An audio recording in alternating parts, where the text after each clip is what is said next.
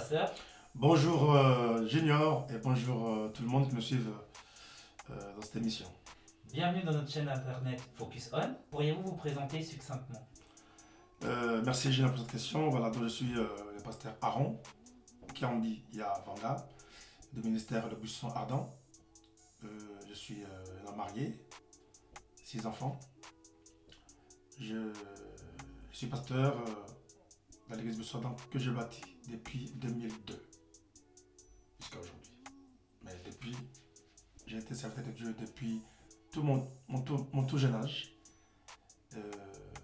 Voilà, je ne sais pas si je peux appuyer, je n'ai pas trop parlé de moi. Non, ça va aller. Très bonne présentation. Maintenant, on vous reçoit dans le cadre de la première de Parlons-en. Parlons-en est une émission dans laquelle vous allez intervenir régulièrement pour traiter de différents sujets que se posent nos frères et sœurs en Christ. Et dans le cadre de cette grande première, nous souhaitons évoquer avec vous le sujet suivant. Les parents doivent-ils baptiser leur enfant dès leur plus jeune âge? Les parents doivent-ils baptiser leurs enfants dès leur plus jeune âge? C'est-à-dire quoi? Quand on dit dès leur plus jeune âge, à partir de quand tu penses? On va dire entre la naissance et leur 10e année par exemple. Vraiment dès leur plus jeune âge. Ah, selon, parce que dans tout ce qui concerne, que ce soit les baptêmes, les choses spirituelles, nous devons toujours nous référer à la Bible. Parce que la Bible est claire dans toutes ces choses. Donc, on verra que dans la Bible, la personne clé de la Bible, c'est Jésus-Christ. Quand on verra dans sa naissance, si on lit ça dans le livre de Luc au chapitre 2, 21-23, on verra que Jésus, quand il est né, déjà, quand il a eu 8 jours, selon la loi, la coutume juive, il devait être circoncis. C'est la loi juive. Et après, il devait être présenté au Seigneur au temple. Ok? Et là, pourquoi le présenter au temple? C'est là où il devait être consacré. Parce que selon la loi juive, tout mâle premier-né devait être consacré, présenté et consacré au Seigneur. Mais cela ne symbolisait pas les baptêmes. C'était la présentation et la consécration comme étant mâle premier-né. D'accord. Voilà. Donc après, on verra que Jésus sera baptisé plus tard. Mais à cet âge-là, on n'a pas parlé du baptême. Même si, de la coutume juive, l'eau symbolisait, c'était un symbole de purification et de consécration. C'était aussi une forme de baptême selon la coutume juive. Mais Jésus, dans les temples, il était présenté comme un enfant, premier-né mâle, qui devait être présenté au Seigneur et consacré au Seigneur. D'accord. Donc, selon la coutume juive, c'était plus une présentation, une consécration. Présentation et consécration. Mais moi-même, par exemple, dès mon plus jeune âge, je devais être tout petit, hein, mes parents m'ont baptisé dans une église. Donc là, si je comprends ce que vous êtes en train de dire, ce n'était pas un baptême, mais plutôt une présentation. Ça dépend de la manière dont eux, les parents, est-ce que quels enseignements eux ils avaient en vous présentant, en vous amenant à l'église à cet âge-là. Est-ce que c'était pour eux le baptême ou la présentation?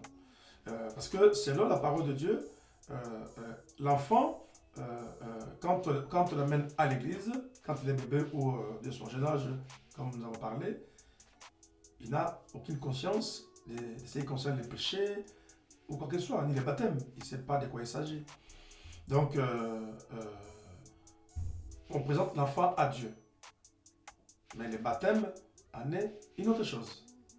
Alors maintenant, par rapport à tes parents, quand ils t'ont emmené à l'église pour la présentation, est-ce que pour eux, c'était pour te faire baptiser ou c'était pour te présenter à Dieu? C'est là où il y a un distinguo à faire. Distinguo à faire par rapport aux parents qui, eux, amènent les enfants à l'église dès leur bas âge.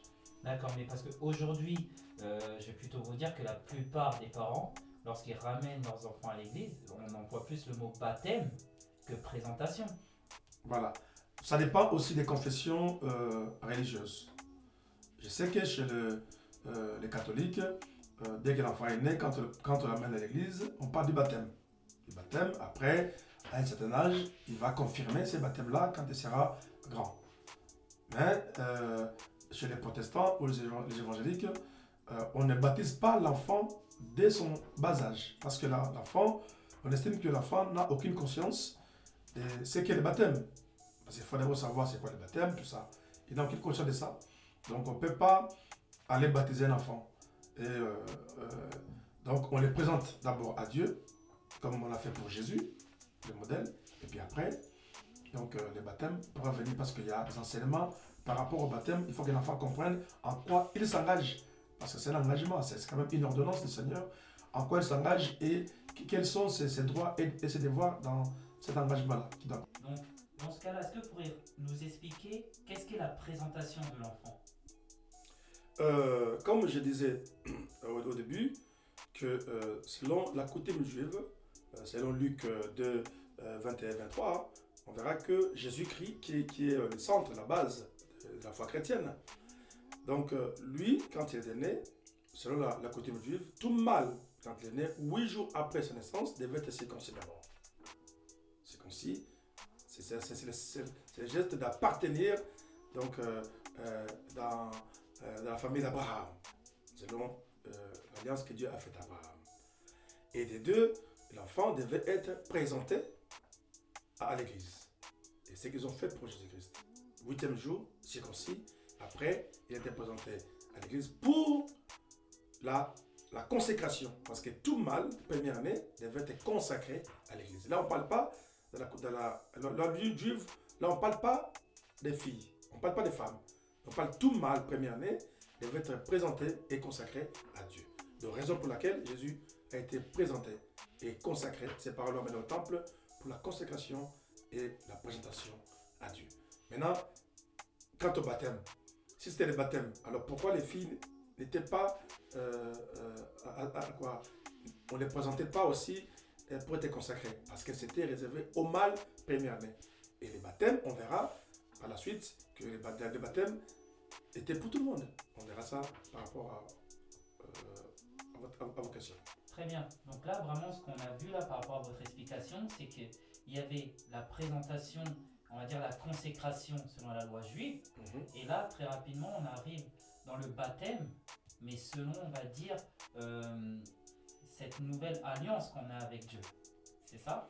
Voilà. Nous devons savoir que le baptême dans la coutume juive a existé aussi depuis longtemps, mais c'était plus parce que l'eau avait un symbole important. L'eau avait un symbole important de la coutume juive parce que l'eau symbolisait la purification et la consécration. Donc c'était aussi forme de baptême dans l'ancien temps. Donc on peut lire ça dans l'Exode 29.4 dans l'ancien temps. Donc quand on devait consacrer Aaron, quand Dieu va dire à Moïse de consacrer Aaron pour la tâche qui lui a été réservée dans le temple, on verra qu'il va dire à Moïse, Aaron doit être lavé pour être consacré. Voilà. Donc l'eau symbolisait vraiment l'essence de la consécration et de la purification. Voilà. Donc est-ce que maintenant cela va être changé dans le Nouveau Testament par les baptêmes de Jean-Baptiste. Et ces baptêmes-là n'étaient pas les baptêmes de la purification et de la consécration, mais c'était plutôt le baptême de la repentance du péché, jusqu'à amener au baptême de Jésus-Christ. D'accord. Donc là, aujourd'hui, la plupart des parents qui font ce geste-là avec amour, d'aller baptiser leur enfant dès leur plus jeune âge, et qui font également ce geste-là où on verse de l'eau sur leur enfant, sur le front de leur enfant. Ça veut dire que ce n'est pas le baptême, ou c'est plutôt le baptême selon, ou plutôt la consécration, pour prendre vos propos, selon la loi juive. Et ce n'est pas forcément un baptême chrétien. Tout aussi, la question est très bonne, merci. Tout dépend de l'enseignement ou des enseignements qu'ont reçus les parents qui amènent leurs enfants de leur bas âge à l'église. Est-ce que dans leur tête, dans l'enseignement qu'ils ont reçu, est-ce qu'en amenant leurs enfants à l'église, c'est pour la consécration, consacrer les enfants à Dieu, ou la présentation, s'il faut rester dans les termes simples d'aujourd'hui, la présentation ou les baptêmes? Or, parce que l'enfant était conscient, c'est les parents qui amènent l'enfant à l'église pour quelque chose. est-ce pour eux, c'est la présentation, que j'amène mon enfant à Dieu pour la présentation à Dieu, pour remercier Dieu, ou j'amène mon enfant pour le baptême. Maintenant, c'est là, on verra ça dans deux angles. Ça dépend des confessions religieuses. Chez les uns, pour ne pas peut-être citer les noms, chez les uns, un enfant, on peut le baptiser dès même sa naissance, son bas âge. Et chez les autres, l'enfant ne peut être baptisé parce qu'il n'a pas conscience de ce qu'il est baptême, parce que c'est une ordonnance, c'est un engagement. Voilà, donc on ne peut pas faire faire à un enfant ce qu'il n'a pas conscience, ce qu'il ne sait pas, parce que c'est un engagement qu'il prend devant Dieu. Même un enfant, il ne sait pas parler, il ne sait rien. Comment le faire entrer dans un engagement qui n'a aucune idée. Donc, d'où ça dépend des parents qui amènent leurs enfants. Voilà, ça dépend des enseignements que les parents ont reçus. Et ça dépend aussi des confessions religieuses. D'accord, donc ça dépend de l'enseignement que les parents ont reçu. Ça dépend aussi de la confession religieuse. Voilà. Et il y a un terme qui est beaucoup revenu, c'est le mot conscience. Conscience, parce que c'est clair, vous avez raison, on ne peut pas s'engager sans connaître quelle est la nature de cet engagement. Donc pour vous, à partir de quel moment toute personne, plutôt comment avoir cette conscience justement de l'engagement? Nous revenons toujours dans la Bible, nous verrons que quand Jean-Baptiste est venu, maintenant on parle du Nouveau Testament, quand Jean-Baptiste est venu, lui aussi, il est venu, comme il a dit, il est venu préparer les chemins du Seigneur pour le baptême, ok? Pour le baptême, mais son baptême était le baptême de la repentance. C'était le baptême, pas le baptême de consécration, ni de purification, mais c'était le baptême de la repentance. Donc, il invitait les gens à se faire baptiser pour se repentir de leur vie de péché. Voilà, pour préparer quoi? Les chemins du Seigneur qui allait venir. Donc, il disait aux gens, repentez-vous, changez vos habitudes, changez vos vies, venez vous faire baptiser pour que vous soyez sauvés. Donc, c'était vraiment le baptême de la repentance. Et là, on ne parle pas de mâle premier-né consacré, on ne parle pas ou des filles ou des garçons, c'est tout le monde. Vous voyez? Donc ça, on commence maintenant à voir l'essence même du baptême. Et quel baptême? C'était le baptême par immersion. C'est-à-dire que les gens qui venaient, d'abord, ils écoutaient l'évangile et s'ils étaient touchés, ils se décidaient de changer leur vie, ils venaient se faire baptiser. C'était le baptême où ils rentraient vraiment dans l'eau et ils sortaient de l'eau pour dire que voilà, devant tout le monde, je témoigne devant tout le monde que voilà, j'ai changé ma vie. D'accord, très bien. Donc il y a le baptême par immersion. Y a-t-il différents types de baptême? Oui, il y a ce qu'on appelle le baptême par immersion.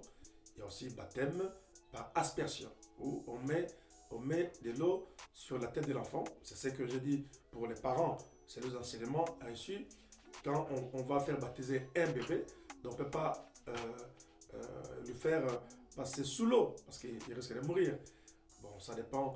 Il y a peut-être d'autres confessions religieuses, peut-être le font. Hein. Il y a d'autres religions où on peut passer l'enfant sous l'eau, mais c'est où on met des gouttes d'eau sur la tête de l'enfant parce que l'enfant sous l'eau, il peut suffoquer. Donc, c'est ça le symbole du baptême d'enfant selon certaines confessions religieuses.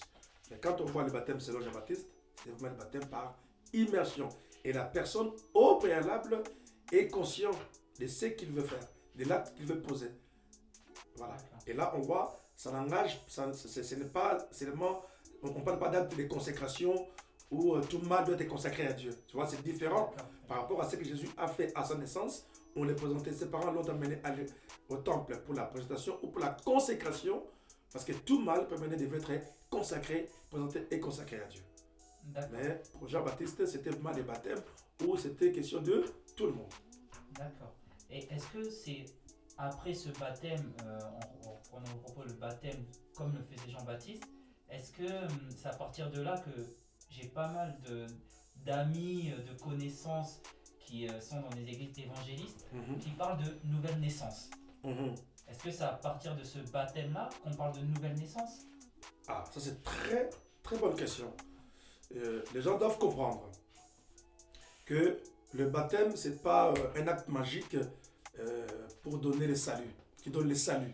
Que quand je suis baptisé, j'ai le salut, j'ai la vie éternelle, je suis sauvé. Non, le baptême ne sauve pas. Et les gens, c'est de mettre pied dans la tête. Les baptêmes, quel que soit aspersion, immersion ou les baptêmes, d'autres font sous les drapeaux. Hein. Il y a des confessions où on fait sous les drapeaux, d'autres, il y a beaucoup de formes de baptême. Je ne vais pas trop rentrer dans les détails par rapport aux confessions, mais on parle plus des baptêmes connus, donc soit immersion ou aspersion. Donc, ce n'est pas un acte magique où, voilà, je vais baptiser, je suis sauvé, j'ai la vie éternelle.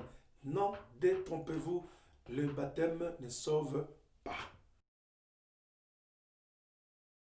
Il est venu accomplir ce qui était juste pour servir d'exemple à tout le monde que le baptême, c'est vraiment quelque chose voulu par Dieu. Et la nouvelle naissance, c'est d'abord écouter l'évangile de Jésus-Christ, la parole de Dieu. Et après avoir reçu la parole de Dieu et qu'on accepte Jésus dans sa vie comme Seigneur et Sauveur, on reconnaît que Jésus-Christ est la solution de Dieu pour ma vie. Le baptême n'est qu'un symbole extérieur de salut après avoir reçu Christ. C'est pourquoi la Bible dit, celui qui croira et qui sera baptisé sera sauvé. Quand je reçois Christ comme Seigneur et Sauveur dans ma vie, je suis purifié intérieurement, ma vie change, je deviens enfant de Dieu. Et puis après vient le baptême. Maintenant, je témoigne devant tout le monde. Voilà. Écoute, j'avais pris l'engagement dans mon cœur que Christ devienne mon Seigneur et mon Maître. Et maintenant, je témoigne devant tout le monde de cet engagement. Désormais, ma vie, je ne menais pas ma vie comme je menais avant, devant tout le monde. C'est un acte de foi, un acte public devant tout le monde que ma vie a changé.